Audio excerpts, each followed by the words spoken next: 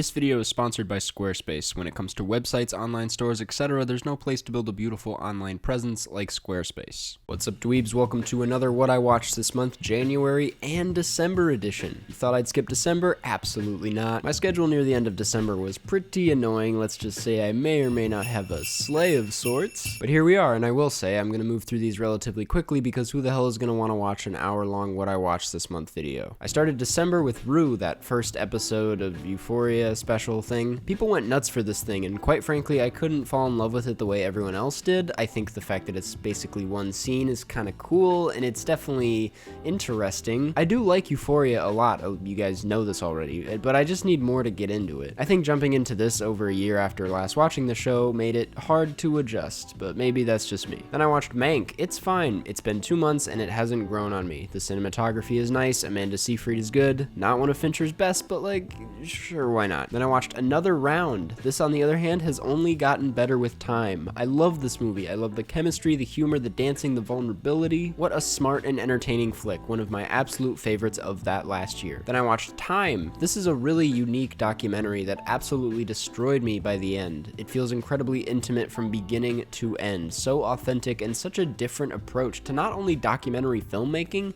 but documentaries about racial injustice and romance. There is so much going on in this movie that is working perfectly. You guys have to check it out. Then I watched Sound of Metal, which is easily one of the most empathetic films I've seen in a while. Every performance deserves acclaim. The sound design should sweep. It's a very special movie with a lot of heaviness that goes way past just the metal.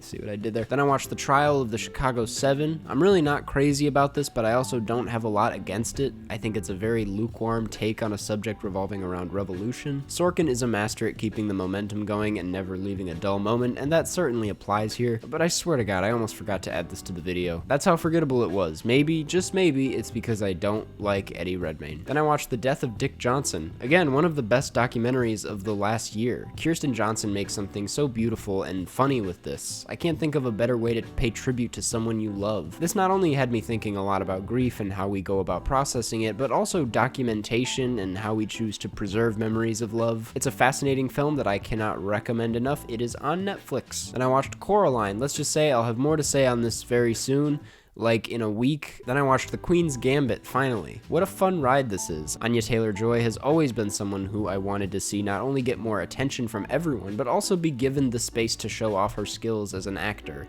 This is exactly that. The chess is fun, the drama works, the cinematography is fine. The editing is really fun and is the backbone for why this show is so entertaining. Overall, I had a good time with this. Then I watched Tenet. Already talked about this in my Nolan video. I think it's stupid, but I think it's fun, and it also looks and sounds really good. For a movie this dense, it's kinda hilarious that is really all that needs to be said about it. Then I watched Minari through a virtual cinema. I also touched on this in my top 20 video, but what a movie. It really has only gotten better with time, the further I've drifted from the distinct and dreamy experience that I had when I watched it. The cinematography is really just so good, and the score better win some awards. Then I watched Ma Rainey's Black Bottom. While I was pretty into this while watching it, I can't necessarily say anything about it really stuck with me besides Chadwick Boseman's phenomenal performance. I mean, you can tell he went all out every single moment he could and had a blast doing so. It's one of those performances that makes you appreciate acting as an art form on an entirely different level. He deserves every ounce of acclaim he'll get from this,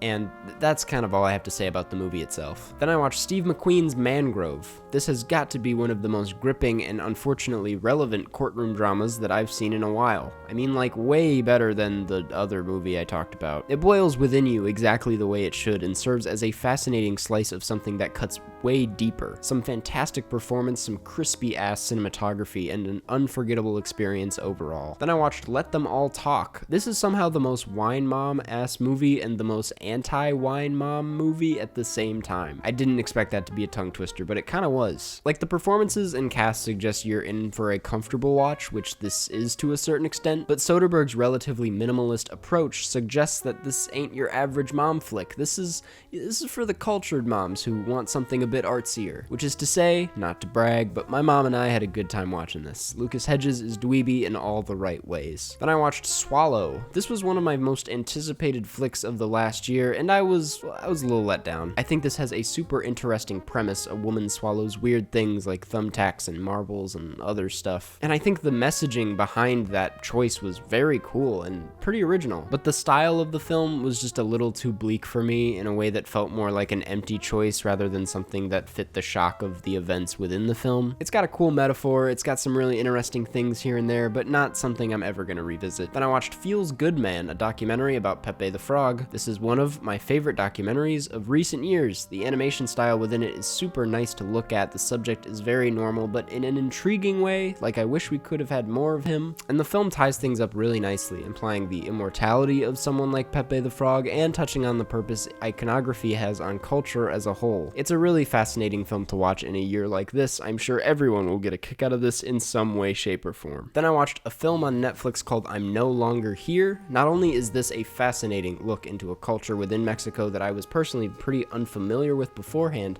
but it also serves as a great character study. Juan Daniel Garcia Trevino's performance is beautiful, his vulnerability bleeds off the screen. I'm surprised this wasn't talked about more last year, but it's on Netflix and everyone should check it out. Then I watched Steve McQueen's Red, White, and Blue starring John Boyega. Boyega slaughtered this role. I mean, it is a phenomenal performance. The film tells the story of Leroy Logan, an officer who attempted to reform the police force from within the system. It's a film that keeps things just bare enough that it leaves you thinking about every decision for days. It's thought-provoking in all the right ways. Then I rewatched Kajillionaire. What an amazing ass movie. Why do people not love this more? Then I rewatched Borat, subsequent movie film. I also watched this in November, but I guess I forgot to talk about it. But I liked this. It's funny and keeps up with the times in a way I really didn't expect it to. Even on a second watch, it was equally as entertaining. Some of these bits, like the baby in the cake, are priceless. It never fails to surprise you, which is all you can really ask for with these films. Then I watched It's a Wonderful Life on Christmas. How can you say anything bad about this? But also, how can you say anything original about it? It's my favorite movie to watch on Christmas. It just makes me smile. Then I watched Soul. I'll take this time to quickly say Burrowed is a good short film that reminded me of Fantastic Mr. Fox, and Soul is a great film that reminds me of...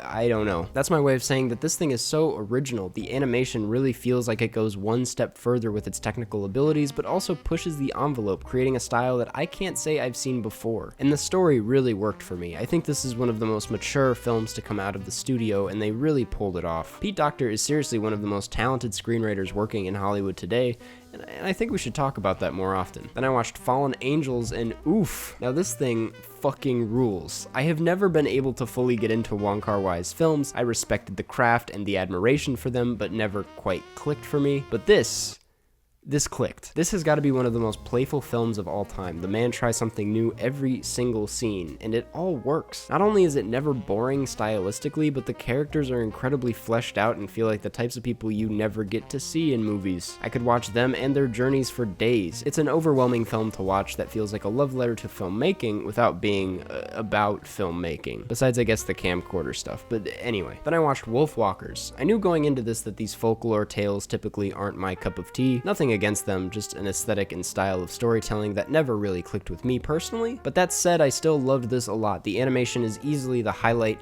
feeling like a new kind of painting with every single shot. It's beautiful to watch, and I can't recommend it enough. Then I rewatched Palm Springs, nothing new to say about it, it's just a fun old time. And then in January, I watched Me and You and Everyone We Know. Because I loved Kajillionaire, I was like, I should check out more of July's work, and hell yeah. This is very different, but very similar in that Miranda July pays such close attention to moments rather than entire stories. Like, it's so full of creative ideas that sort of weave together but don't really. It definitely didn't do it for me as emotionally as Kajillionaire did, but I still love this aesthetic and style of storytelling. The poop scene, I mean, good God. Then I watched Bresson's Pickpocket. This is cool, and some of you know I really like the other films I've seen by him, but I can't say this got me going in a way that the other two didn't already. Like, it's great, I love this style, but it definitely came across more as a cool exercise in minimalist filmmaking than it did a story that really pulled me at the heartstrings, you know? Then I watched the documentary Bloody Nose, Empty Pockets. This is just a movie about a bar on its final night, and man, is it an experience. You are at the bar with these people every step of the way. What I love about about it most is that it's super immersive in a very casual way, not in the way filmmakers typically go about things. It's very cool how this is both fiction and non-fiction, but I don't exactly know where that line is drawn. Then I watched the Coen Brothers movie A Serious Man. It's a weird one for sure. Not much to say that hasn't already been said in my podcast, The Karstcast. Then I watched Porco Rosso. Nobody is ever like, you gotta watch Miyazaki's Porco Rosso, but I've always secretly really wanted to check it out. A pig flying a plane, how could you lose here? And it didn't lose. It was really good. It definitely lacks a lot of the childlike wonder and spontaneity that you'd typically find in Miyazaki, but it's still pretty cute and endlessly rewatchable. Then I watched the documentary Some Kind of Heaven. I even talked about it with the director Lance Oppenheim on my podcast. This is a very fascinating film about the villages in Florida that never fails to keep things interesting. The cinematography is gorgeous. I mean, like nothing I've ever seen in a documentary before. It's so bleak, but so humorous at the same time. It's kind of a perfect representation of a place like this. It both gets you to contemplate what you want out of life and also what happiness really is. It also reminds you that Florida is kind of a depressing place. I also watched Taste of Cherry, directed by Abbas Kiarostami. Big fan of Kiarostami's Where is the Friend's House, and this might just be even better. It has his typical cinematic style with the use of hills and space, but man, this is a heartbreakingly authentic look at empathy and how we not only look at ourselves, but those on the screen. He's pushing the boundaries of cinema in the most unobnoxious way possible here. I do not know how else to talk about this one. I just really felt it, and that's the best kind of movie. Then I watched Promising Young Woman, and I really liked it. Are there some issues? For sure. Maybe it doesn't drive its themes all the way home, but all I'll say without spoiling it is that Carey Mulligan destroys this role. She eats up the screen. The thriller aspects are done really well, and we need more Bo Burnham in rom-coms. Even though this isn't a rom-com, I just think we need more of him. I think this movie, while not perfect, touches on certain parts of certain subjects that fail to even get a mention in most forms of media, so I think we should at least give it some points for its bold, unapologetic attempt. Then I rewatched Fantastic Mr. Fox. It's a pretty good movie. Then I watched Bernie. I think we did this movie wrong whenever it came out, because man, does it deserve a lot more love. Sure, the humor isn't for everyone. I personally thought it was hilarious though, but all the humor aside, Jack Black's performance is so fun to watch, and the crime elements unfold perfectly. It's honestly an embarrassingly American movie that makes for fun discussion afterwards. If I'm being honest, I think this is one of Linklater's best. And that's what I watched in December and January. Oof, my throat hurts from talking this much, so I think I'm gonna drink a glass of water and go to bed. Thanks for watching. Make sure to watch all of these films and form your own opinion. And before you head out, I want to give a quick thank you to this week's sponsor, Squarespace. Now, Squarespace, if you didn't already know, is a place where you can go online to build your brand, whether that be an online store, a blog, a portfolio, you name it. They have a wide array of award-winning designer templates to make whatever it is you do make look amazing. And if you run into any issues, they have 24-hour customer service to walk you through it. The best part about it all, though, is that if you go to squarespace.com/Karsten, you can get 10% off of your first purchase. So as you can tell, there's really no reason for you not to give Squarespace a shot. And yeah, you guys should check it out. Thanks again for watching. Make sure to check out Squarespace, and I'll see you all in the next one.